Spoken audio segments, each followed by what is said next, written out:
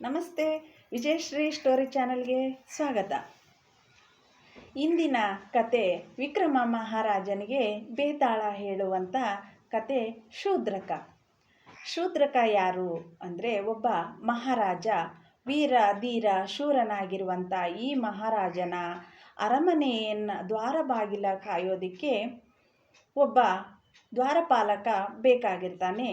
ಅಂತಹ ಸಮಯದಲ್ಲಿ ವೀರವರನೆಂಬ ವ್ಯಕ್ತಿ ಬೇರೆ ದೇಶದಿಂದ ಮಹಾರಾಜರ ಹತ್ತಿರ ಹೋಗಿ ದ್ವಾರಪಾಲಕನಾಗಿ ನೇಮಿಸಿಕೊಳ್ಳೋದಕ್ಕೆ ಕೇಳಿಕೊಳ್ತಾನೆ. ವೀರವರನ ಬಗ್ಗೆ ತಿಳಿದುಕೊಂಡಂಥ ಮಹಾರಾಜರು ವೀರವರನು ನಿಷ್ಠಾವಂತ ವೀರ ಶೂರ ಎಂದು ತಿಳಿದುಕೊಂಡಂಥ ಶೂದ್ರಕ ಮಹಾರಾಜರು ವೀರವರನನ್ನು ದ್ವಾರಪಾಲಕನಾಗಿ ನೇಮಿಸಿಕೊಳ್ತಾರೆ. ಅದೇ ರೀತಿಯಾಗಿ ವೀರವರನ ಸಂಭಾವನೆ ಎಷ್ಟು ಅಂತಂದರೆ ದಿನಕ್ಕೆ 500 ವರಹಗಳನ್ನು ಸಂಭಾವನೆಯಾಗಿ ಪಡೆದುಕೊಳ್ತಾ ಇರ್ತಾನೆ. ವೀರವರನು ಕೂಡ ದಿನಕ್ಕೆ 500 ವರಹಗಳು ಬೇಕು ಎಂದು ಮಹಾರಾಜರ ಹತ್ತಿರ ಕೇಳಿರ್ತಾನೆ. ಅದೇ ರೀತಿಯಾಗಿ ಮಹಾರಾಜರು ಕೂಡ ಆಯಿತು 500 ವರಹಗಳನ್ನು ಕೊಡುತ್ತೇನೆ, ನಿಷ್ಠೆಯಿಂದ ನೀನು ಕೆಲಸವನ್ನು ಮಾಡಿಕೊಂಡು ಹೋಗು ಎಂದು ಹೇಳ್ತಾರೆ. ಅದೇ ರೀತಿಯಾಗಿ ವೀರವರನು ಕೂಡ ನಿಷ್ಠೆಯಿಂದ ಕೆಲಸವನ್ನು ಮಾಡ್ತಾ ಇರ್ತಾನೆ. ದಿನನಿತ್ಯ 500 ವರಹಗಳನ್ನು ಪಡೆದುಕೊಂಡು ಹೋಗ್ತಾ ಇರ್ತಾನೆ.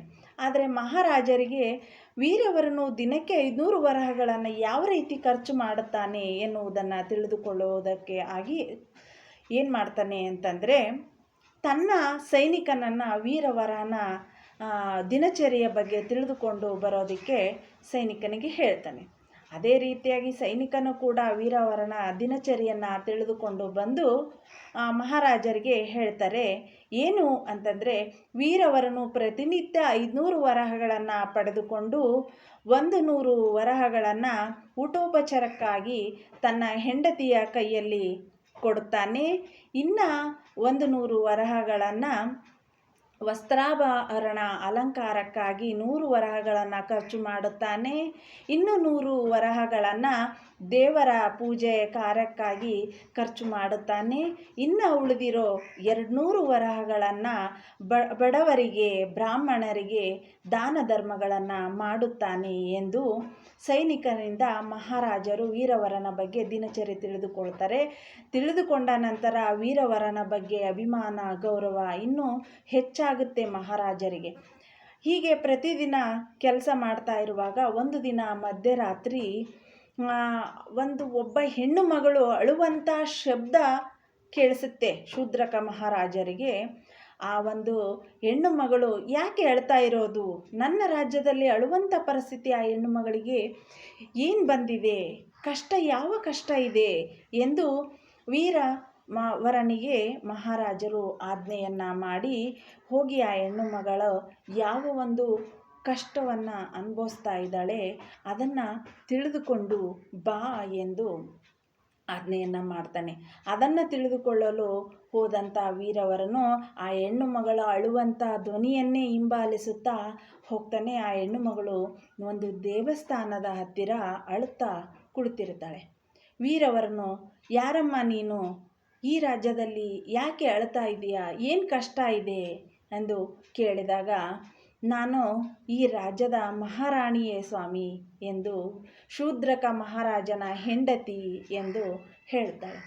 ಮಹಾರಾಣಿಯವರೇ, ಇಲ್ಲೇಕೆ ಅಳುತ್ತಾ ಇರುವಿರಿ, ರಾಜರು ಯಾರೋ ಹೆಣ್ಣು ಮಗಳು ಅಳ್ತಾ ಇದ್ದಾಳೆ, ಆ ಒಂದು ಯಾಕೆ ಅಳ್ತಾ ಇರೋದು ಎಂದು ಕೇಳಿಕೊಂಡು ಬಾ ಎಂದು ಕಳಿಸಿದ್ದಾರೆ ನನ್ನ, ಹಾಗಾಗಿ ಬಂದಿರುವೆ ಮಹಾರಾಣಿ ಎಂದು ಹೇಳಿದಾಗ ಆ ಮಹಾರಾಣಿ ಇನ್ನೂ ಜೋರಾಗಿ ಅಳೋದಕ್ಕೆ ಪ್ರಾರಂಭ ಮಾಡ್ತಾಳೆ. ಏನಿದೆ ಅಮ್ಮ ನಿಮಗೆ ಕಷ್ಟ ಎಂದು ಕೇಳಿದಾಗ, ಚಂಡಿಕಾದೇವಿಯ ಶಾಪದಿಂದ ನಮ್ಮ ಮಹಾರಾಜರು ಇನ್ನು ಬದುಕಿರೋದು 3 ದಿನ, ಅವರನ್ನು ನಾನು ಬಿಟ್ಟು ಹೇಗೆ ಬದುಕಿರಲಿ, 3 ದಿನ ಮಾತ್ರ ನನ್ನ ಪತಿ ನನ್ನ ಹತ್ರ ಇರ್ತಾರೆ, ಆಮೇಲೆ ಅವರು ಇರೋದಿಲ್ಲ. ಆದರೆ ಅವರನ್ನು ಬಿಟ್ಟು ನಾನು ಯಾವ ರೀತಿಯಾಗಿ ನಾನು ಬದುಕಲಿ, ನಾನು ಹೇಗೆ ಬದುಕಬೇಕು ಎಂದು ಜೋರಾಗಿ ಅಳತೊಡಗಿದಾಗ ಆಗ ವೀರವರನು ಹೇಳ್ತಾನೆ, ಮಹಾರಾಣಿಯವರೇ, ಅದಕ್ಕಾಗಿ ಪರಿಹಾರವಿದೆಯೇ, ಆ ಪರಿಹಾರ ಏನಾದರೂ ಮಹಾರಾಜರನ್ನು ಉಳಿಸಿಕೊಳ್ಳುವಂಥ ಪರಿಹಾರ ಇದ್ದರೆ ಹೇಳಿ, ಅದಕ್ಕೆ ನಾನು ಸಹಾಯ ಮಾಡುತ್ತೇನೆ ಎಂದು ಹೇಳ್ತಾರೆ. ಈ ರೀತಿ ಕೇಳಿದಾಗ ಮಹಾರಾಣಿಯು ಪರಿಹಾರವಿದೆ, ಆದರೆ ಆ ಪರಿಹಾರ ನಿನ್ನಿಂದನೇ ಆಗಬೇಕು ವೀರವರನೇ ಎಂದು ಹೇಳಿದಾಗ, ಏನು ತಾಯಿ ಆ ಪರಿಹಾರ? ನನ್ನಿಂದ ಆಗುತ್ತೆ ಅಂದರೆ ಮಹಾರಾಜರು ಹಾಗೆ ಈ ರಾಜ್ಯದ ಒಳಿತಿಗಾಗಿ ನಾನು ಏನು ಬೇಕಾದರೂ ಮಾಡುತ್ತೇನೆ ತಾಯಿ ಎಂದು ವೀರವರನು ಹೇಳಿದಾಗ, ವೀರವರನ ಏನು ಅದು ಪರಿಹಾರ ಹೇಳಿ ತಾಯಿ ಎಂದು ಕೇಳ್ತಾನೆ. ಆಗ ಮಹಾರಾಣಿ ಹೇಳುತ್ತಾಳೆ, ನಿನ್ನ ಮಗನನ್ನು ಚಂಡಿಕಾದೇವಿಗೆ ನನ್ನ ಮಗನ ತಲೆಯನ್ನು ಪ್ರಾಣ ಕೊಡಬೇಕು, ಆವಾಗ ಮಾತ್ರ ಶೂದ್ರಕ ಮಹಾರಾಜರು ಬದುಕುವುದಕ್ಕೆ ಸಾಧ್ಯ ಎಂದು ವೀರವರನಿಗೆ ಹೇಳ್ತಾರೆ. ಆಗ ವೀರವರನು ದಿಗ್ಭ್ರಮೆಯಾಗಿ ನಿಲ್ತಾನೆ. ನನ್ನ ಮಗನ ಪ್ರಾಣ ಬೇಕೇ? ನನ್ನ ಮಗನ ಪ್ರಾಣ ಕೊಟ್ಟರೆ ರಾಜ ಉಳಿತಾನೆ, ರಾಜ ಉಳಿದರೆ ರಾಜ್ಯ ಉಳಿಯುತ್ತೆ. ಹಾಗಾದರೆ ನನ್ನ ಮಗನ ಪ್ರಾಣ ನಾನು ಕೊಡೋದಕ್ಕೆ ಸಿದ್ಧವಿದ್ದೇನೆ ತಾಯಿ ಎಂದು ಹೇಳಿ ಮನೆಗೆ ಹೋಗ್ತಾನೆ. ಮನೆಯಲ್ಲಿ ನಡೆದಂಥ ಘಟನೆ ಮಕ್ಕಳಿಗೂ ಮತ್ತು ಹೆಂಡತಿಗೂ ಹೇಳ್ತಾನೆ. ಮಕ್ಕಳು ಮತ್ತು ಹೆಂಡತಿ ಒಂದು ಮಾತು ಏನೂ ಕೇಳದೆ, ಸರಿಯಪ್ಪ ನಾನು ಬರುತ್ತೇನೆ, ಚಂಡಿಕಾದೇವಿಗೆ ನನ್ನ ಪ್ರಾಣವನ್ನು ಕೊಡು ಎಂದು ಮಗನು ಒಪ್ಪಿಕೊಳ್ತಾನೆ. ಹಾಗೆ ಹೆಂಡತಿ ಮಗಳು ಮತ್ತು ಮಗನನ್ನು ಕರೆದುಕೊಂಡು ವೀರವರನು ಚಂಡಿಕಾದೇವಿಯ ದೇವಸ್ಥಾನಕ್ಕೆ ಬಂದು ವೀರವರನ ಮಗನನ್ನು ತಲೆಯ ಕತ್ತರಿಸಿ ಚಂಡಿಕಾದೇವಿಗೆ ಬಲಿಯನ್ನು ಕೊಡುತ್ತಾನೆ. ಇದನ್ನು ನೋಡಿದಂಥ ವೀರವರನ ಮಗಳು ಕೂಡ ತನ್ನ ಪ್ರಾಣವನ್ನು ಅಲ್ಲೇ ಬಿಟ್ಟು ಬಿಡುತ್ತಾಳೆ. ಇಬ್ಬರ ಮಕ್ಕಳನ್ನು ಕಳೆದುಕೊಂಡಂಥ ವೀರವರ ಮತ್ತು ಆತನ ಹೆಂಡತಿ ದುಃಖದಿಂದ ಆ ಸ್ಮಶಾನಕ್ಕೆ ತೆಗೆದುಕೊಂಡು ಹೋಗಿ ಆ ಮಕ್ಕಳ ಚಿತೆಯನ್ನು ಉರಿತಾ ಇರಬೇಕಾದ್ರೆ ಅದನ್ನು ನೋಡಿದಂಥ ವೀರವರನ ಹೆಂಡತಿಗೆ, ನಾನು 2 ಮಕ್ಕಳನ್ನು ಕಳೆದುಕೊಂಡು ಬಿಟ್ಟೆ, ಆದರೆ ನಾನು ಬದುಕಿದ್ದು ಏನು ಸಾರ್ಥಕ? ನನ್ನ ಮಕ್ಕಳು ಇಲ್ಲದೆ ಇರುವಂಥ ಈ ಪ್ರಪಂಚದಲ್ಲಿ, ಈ ರಾಜ್ಯದಲ್ಲಿ ನಾನು ಇರೋದು ಬೇಡ, ನಾನು ಕೂಡ ಚಿತೆಗೆ ಹಾರಿ ಪ್ರಾಣವನ್ನು ಬಿಡುತ್ತೇನೆ ಎಂದು ನಿರ್ಧರಿಸಿ ಚಂಡಿಕಾದೇವಿಗೂ ಮತ್ತು ಗಂಡನಿಗೂ ಪಾದಕ್ಕೆ ನಮಸ್ಕರಿಸಿ ಆ ಹೆಂಡತಿ ವೀರವರನ ಹೆಂಡತಿ ಕೂಡ ಚಿತೆಗೆ ಹಾರಿ ಪ್ರಾಣವನ್ನು ಬಿಡುತ್ತಾಳೆ. ಇದನ್ನು ನೋಡಿದಂಥ ವೀರವರನು, ನಾನು ಮಾಡುವಂಥ ಒಳ್ಳೆಯ ಕೆಲಸ ಕಾರ್ಯಗಳು ಇಂದಿಗೆ ಮುಗಿಯಿತು, ಹಾಗಾಗಿ ಈ 3 ಜನ ನನ್ನನ್ನು ಬಿಟ್ಟು ಹೋಗಿದ್ದಾರೆ, ನಾನು ಕೂಡ ಚಂಡಿಕಾದೇವಿಗೆ ಪ್ರಾಣವನ್ನು ಅರ್ಪಿಸುತ್ತೇನೆ ಎಂದು ವೀರವರನು ಕೂಡ ತನ್ನ ಪ್ರಾಣವನ್ನು ಕತ್ತಿಯಿಂದ ಕತ್ತರಿಸಿ ತಲೆಯನ್ನು ಕತ್ತರಿಸಿಕೊಂಡು ಚಂಡಿಕಾದೇವಿಗೆ ಅರ್ಪಿಸುತ್ತಾನೆ.